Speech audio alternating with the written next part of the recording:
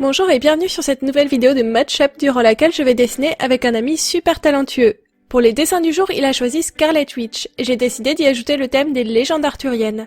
Mais avant de voir nos Vanda versions de table ronde, commençons par la présentation de notre invité. Hello tout le monde, je m'appelle Gaël ou Spider Gaël, je suis illustrateur freelance dans le domaine du comics, c'est-à-dire que je dessine des super-héros ou des personnages de fantasy. Je travaille actuellement sur des projets de couverture alternative pour différents éditeurs indépendants américains, mais aussi pour Marvel.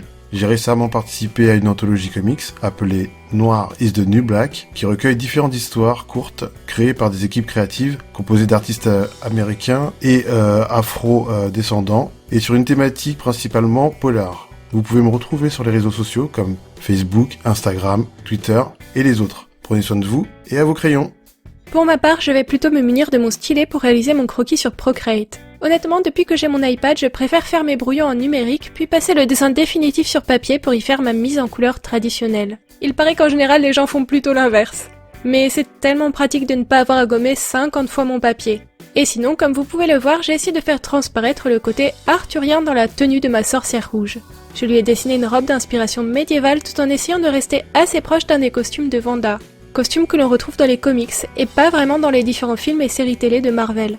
J'avoue que je ne me suis pas vraiment inspirée de l'actrice, malgré l'actualité très forte de ce personnage avec la série WandaVision.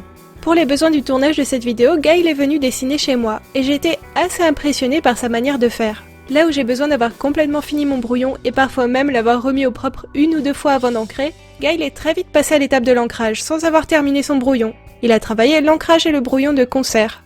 Franchement, je ne pourrais pas travailler comme ça, j'aurais trop peur.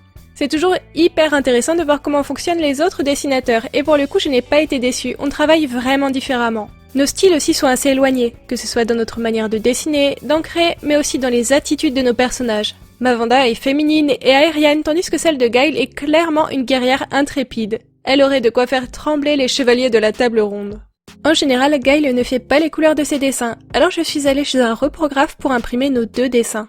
Vous l'aurez compris, je vais m'amuser à les mettre tous les deux en couleur, en commençant par la mienne. C'est moins de pression. Bien sûr, Gaël est rentré chez lui depuis longtemps, alors il ne me verra pas mettre en couleur. J'enregistrerai sa réaction lorsque je lui enverrai le résultat final, j'espère que ça va lui plaire, verdict à la fin de la vidéo. Cette jolie pièce d'armure très peu protectrice est en fait une copie conforme de ma propre armure qui trône dans mon salon. Oui, j'expose des armures dans mon salon. Je ne sais pas si je vous l'avais déjà dit, mais je suis une grande collectionneuse de costumes d'époque. Alors j'étais obligée d'alimenter le thème de ce match-up avec quelque chose qui me permettrait de me laisser exprimer mon amour pour les robes d'un autre temps. Et puis qui dit roi Arthur dit chevalier, alors j'étais obligée d'ajouter quelques éléments d'armure. Et s'ils ne sont pas très couvrants, c'est que Vanda serait clairement une enchanteresse si elle faisait partie de la légende arthurienne. Alors ses pouvoirs lui sont d'une protection suffisante évidemment. Et puis d'ailleurs, ce n'est pas comme si Scarlet Witch avait l'habitude de s'habiller de manière particulièrement adéquate pour les combats. Les joies des costumes féminins dans les comics. D'ailleurs, j'ai lu un article dernièrement qui racontait que l'actrice de Vanda avait demandé que son nouveau costume dans WandaVision ne soit pas décolleté. Qui parmi vous a regardé cette série? Je serais vraiment curieuse d'avoir votre avis sur son costume justement, alors dites-moi tout en commentaire. Pour en revenir à mon dessin, vous voyez que même au feutre, j'aime dessiner des ciels de nuit étoilés. C'est un peu ma marque de fabrique. Et la méthode est assez simple. J'alterne avec 4 feutres différents, 3 bleus et 1 violet, et j'essaye de travailler vite pour laisser le moins de traces possible. J'ai aussi décidé de venir ajouter un peu de contraste avec des crayons de couleur, parce que je ne sais pas, je trouve mon résultat un peu plat. C'est vraiment très difficile d'avoir beaucoup de nuances de rouge avec les feutres à alcool, malheureusement. Et puis bien sûr, on en arrive aux finitions avec mon Posca, c'est un peu le moment que je préfère dans chacune de mes mises en couleur. Mais aujourd'hui, j'ai aussi décidé d'ajouter quelques petits bijoux à la tenue de ma Scarlet Witch. L'occasion était vraiment trop tentante. Bon, maintenant que je me suis bien échauffée sur mon dessin, je peux enfin me lancer sur celui de Gaël. L'ancrage est très prononcé, contrairement à mon dessin, du coup ça va pas mal changer mes habitudes. Il y a beaucoup de mes ombrages et de mes effets de couleurs qui vont être guidés par ce qui est déjà préexistant sur le dessin. Et puis ça fait bien longtemps que je n'avais pas mis en couleur le dessin de quelqu'un d'autre, j'avais oublié l'effet que ça faisait. J'ai dû commencer par bien regarder. Je voulais être sûre de comprendre, de distinguer chaque élément de la tenue pour réussir à mettre en couleur le tout correctement. D'ailleurs, j'ai décidé de ne pas changer mes feutres sur cette mise en couleur. J'ai utilisé exactement les mêmes nuances que sur mon dessin. Nos deux styles sont tellement différents et notre manière d'aborder le thème aussi, alors j'ai eu envie d'une petite touche qui permettrait d'unir ces deux dessins et de donner l'impression qu'ils font partie d'un même ensemble.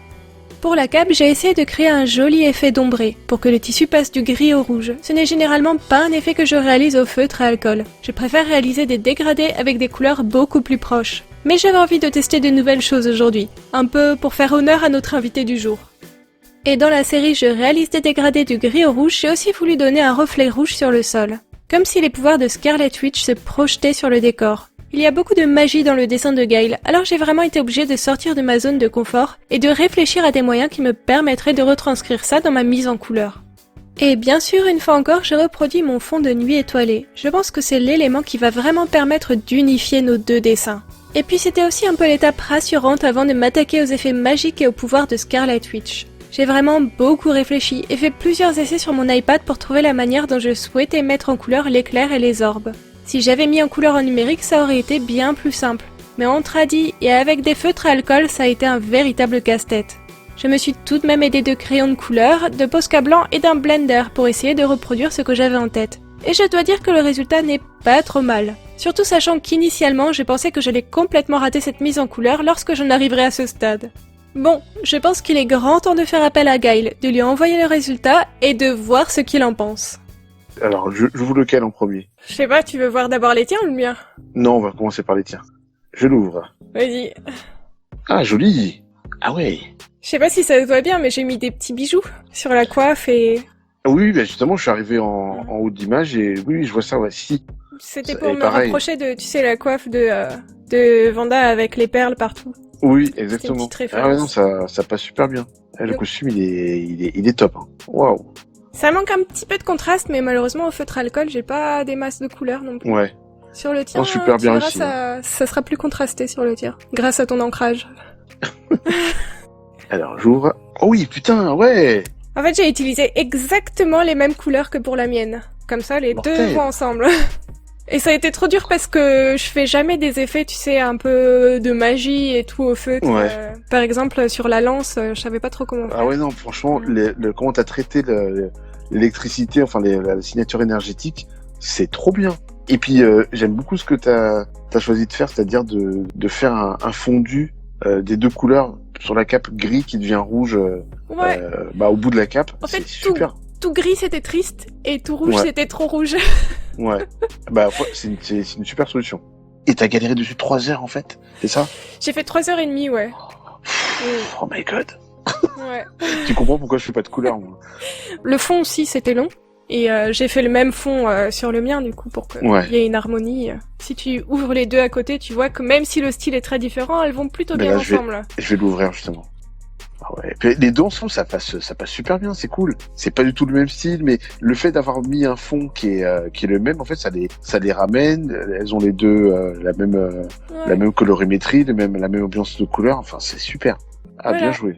Bah écoute, ben, merci bravo. à toi d'avoir fait un dessin. Il n'y a pas de problème. Eh ben, il faut qu'on le refasse maintenant. Ah bah oui, bien sûr. J'espère que vous aussi vous avez pris du plaisir à regarder cette vidéo. Dites-moi en commentaire si vous souhaitez une suite et n'oubliez pas d'aller checker les liens vers le travail de Gail que j'ai mis en description. Merci d'avoir regardé cette vidéo et à bientôt!